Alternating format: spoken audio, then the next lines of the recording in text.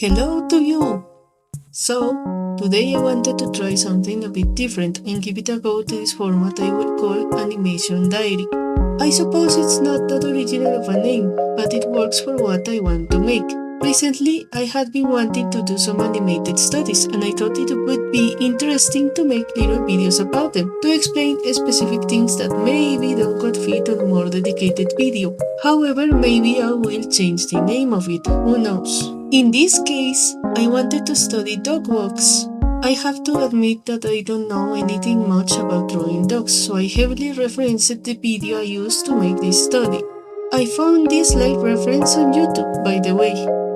I first started by giving myself a guideline in the layout, to settle basic proportions and a simple line to know where exactly the floor was. The layout was very helpful because with it I could just simply reference it anytime I had trouble drawing my version of a dog, and I could easily know where to plant the feet, something that is very important when you want to make the character feel grounded.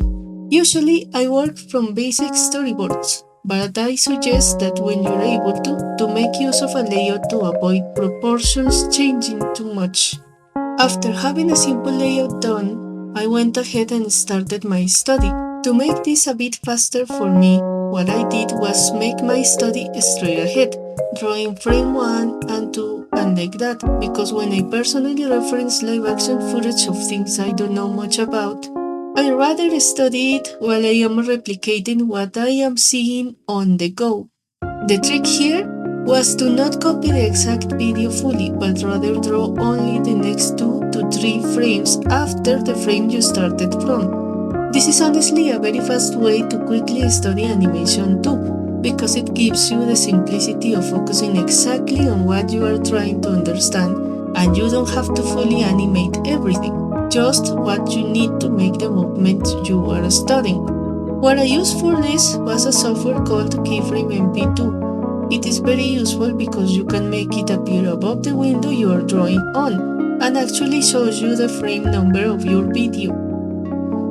You can also do this on YouTube too. You just have to use the comma and dot key on your keyboard to make your video move frame by frame. Something I wanted to add was that if you are going to use this method to study, you should try to keep your drawings gestural and simple.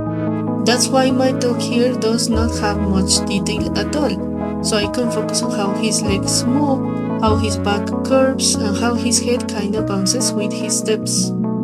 What this study taught me from my observations, at least from this reference, was that making a dog walk is almost similar to having two people walking next to each other. It is strange to say it like this, so I made this little example about my dog to show you what I mean. As you can see, this example is a bit rough, but it can exemplify exactly what I mean. Imagine you have two guys walking close to each other. Guy 1 who is drawn in red wants to match Guy 2's walking, drawn in blue. To do so, imagine he's trying to catch up to Guy 2. So their feet will be parallel both in front and in the back. However, if you noticed, Guy 1's foot will be one position after because remember, he's walking very close to the next guy, so he can't go too fast or he'll bump into him. But he can get delayed once if he wants to catch up, so he goes one step ahead of Guy 2. So overall, Guy 2 is the one who sets the pace while Guy 1 does their best to catch up. That's at least how I got to understand this reference. Something I have to add is that after I referenced this video, I noticed that I could add some in-betweens to smooth certain parts. I modified the back front pole because it wasn't matching the loop I wanted to make and changed my timing so all my drawings were on 2s instead of 3s. I usually work in 3s because it normally means I get to draw a little less if I space my animations really well, but if I wanted to match the reference, I had to go on 2s. Finally here, I decided it would be a good idea to clean up my frames, just because the animation would look neat like that, as an extra. I didn't do a proper tie down because it wasn't the point of the study, so some parts of the dog, especially the head, will have something called line boil.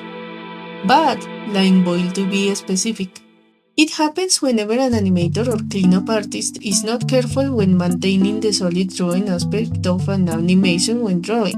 So be careful if it's not an intentional thing you want to do. I also added some shadows and color to it, but only because I wanted it to look pretty. Nothing serious, to be honest. Here is the result, by the way. I took around 2 hours to make the rough animation, while cleaning it up took me 2 hours more, making the study take 4 hours in total. I hope you enjoyed watching this time lapse and explanation.